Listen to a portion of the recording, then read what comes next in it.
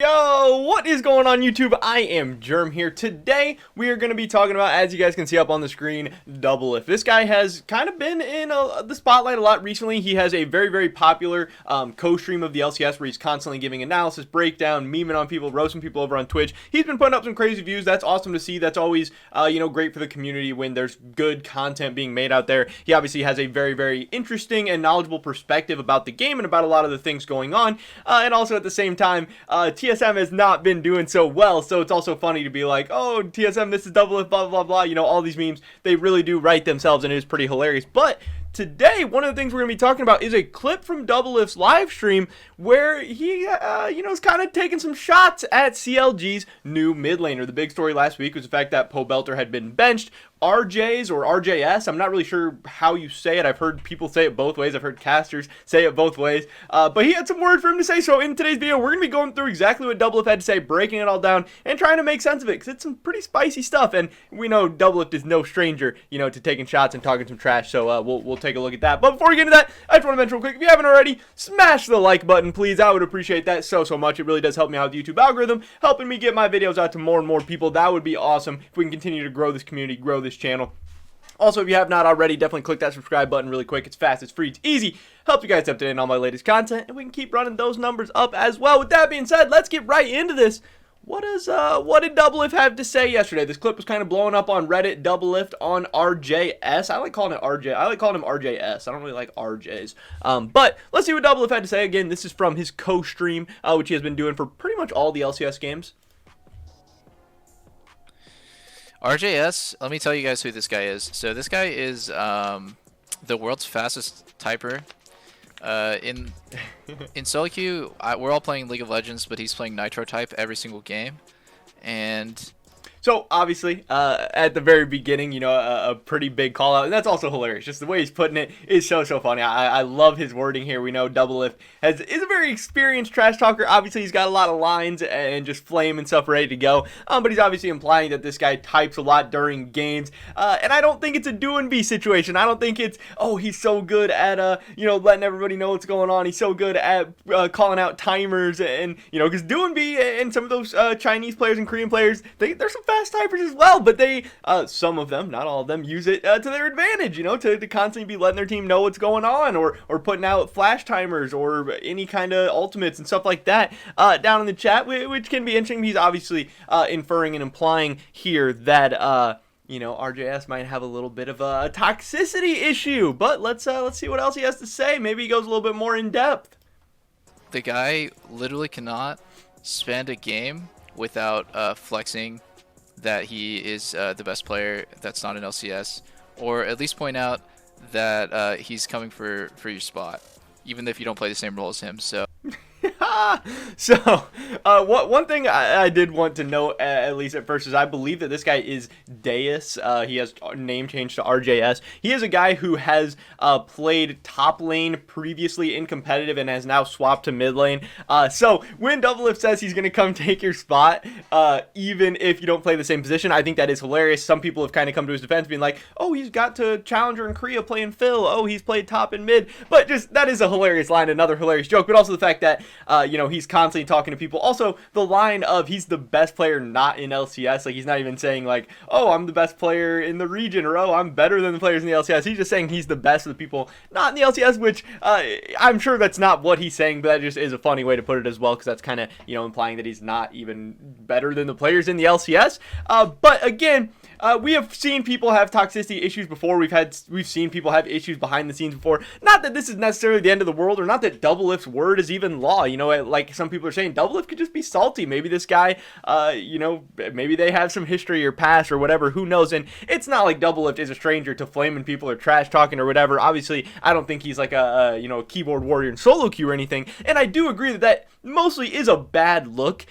for people in the LCS. It's a bad look for organizations. It's a bad look for brands. I mean, yes, in professional sports and stuff, you have trash talk and stuff between athletes and everything, but it still blurs a weird line where solo queue is more like rec sports and stuff, and you wouldn't want prospective pros or professional players going and just talking trash to normal people. And again, it's not the worst thing in the world. It doesn't mean he shouldn't have a spot. It doesn't mean he shouldn't have a job or anything like that, but it's not a great look. It's not very professional. It shows, to me at least, a little bit of like immaturity and stuff, and maybe potential of some issues going on behind the scenes, you know, because if you can't stop yourself in solo queue games, especially when you're trying to get picked up, you should be trying to make friends in the industry and trying to make connections and trying to reach out with people and trying to get your name out there in a good way to where people might vouch for you and try and get you a tryout or try and get you a spot in an academy team or an amateur team or whatever. Not be kind of making enemies behind the scene. Yes, some people are good enough to where it doesn't matter how they act or what they say or what they do, they're going to climb to the top anyway, but for some people, their actions for sure do make it more difficult, because at the end of the day, no one player, especially if you are just not even that good, I'm not saying he's not that good, he could be great one day, but you know, right now at least he's not that good.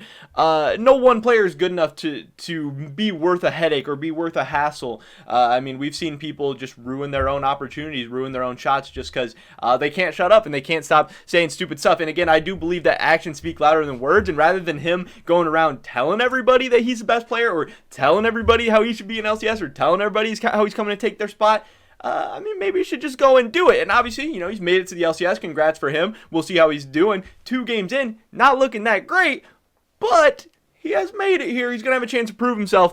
But I just thought that was really funny. Let's see what else Doublelift has to say. I just, one of probably the best players to see up there on the big stage, and I am just really shocked that Riot did any sort of background check on this guy and maybe checked his logs, because if Pobelter got benched for behavior issues, I think this guy's going to get benched in like the next 3 days.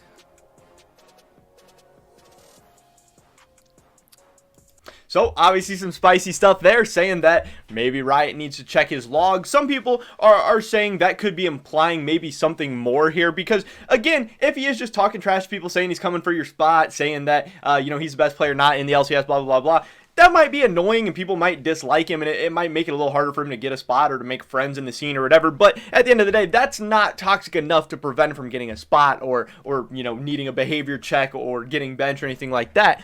So maybe people are saying maybe Doublelift has seen him say some stuff that, you know, might cross a line that he wouldn't want to bring up, or maybe he's just out of line, out of bounds. The other angle here is that obviously Doublelift and Pobelter have a history, they have a past, and people have brought that up as well on like Reddit and Twitter and everything, saying that Doublelift might just be salty that his boy got benched, that his boy's spot got taken, and he's trying to, you know, stand up for him and defend him, because obviously Pobelter was in kind of a weird situation where he hasn't had a history of being toxic or lashing out against people or coaching staffs or whatever, but I think there is a little bit of a sense behind the scenes that Pobelter's just kind of fed up with the ineptitude of CLG, their rosters, their coaching staff, all that stuff, but he's not in a position with great leverage. Yes, he has demanded a trade, but again, who would really want him at this point? He's not really that much of a standout player at this point in his career, so there is the angle where Doublelift could just be kind of reaching here, going out of bounds completely with some kind of BS stuff, just because this is the guy that, you know, took his friend's spot, so they're both angry at him. That is a very, very likely case, but in the end, you know, you know, a lot of us don't know the truth about this guy. Who really knows?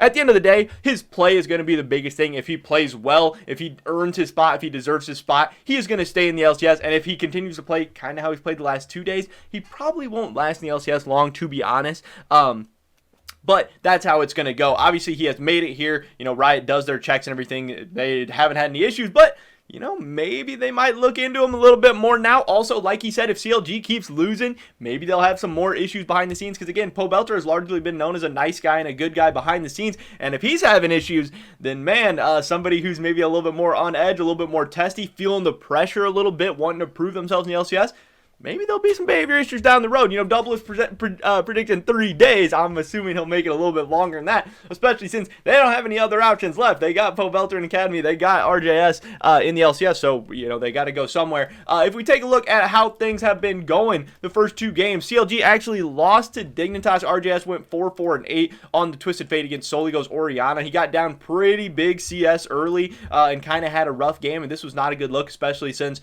I really consider Soligo to be one of the weaker mid laners in the entire LCS. So he's kind of like the gap of, like, if you're better than Soligo, potentially you're going to have a chance to stay in the LCS. And if you're worse than Soligo, you probably got to get a little bit better. You're probably just a good academy player at best, which RGS has not even been great in academy so far in the game that he's played. So, I mean, take that with a grain of salt. Then in the next game, he did have a very, very nice KDA game, obviously going 8, 3, and 12 on the Oriana. They did end up throwing their lead against 100 Thieves, but also in this game, he got out to an early lead where he was like 2-0, and Demonte was 0-2, and he was still down like 10 to 15 CS throughout most of the laning phase.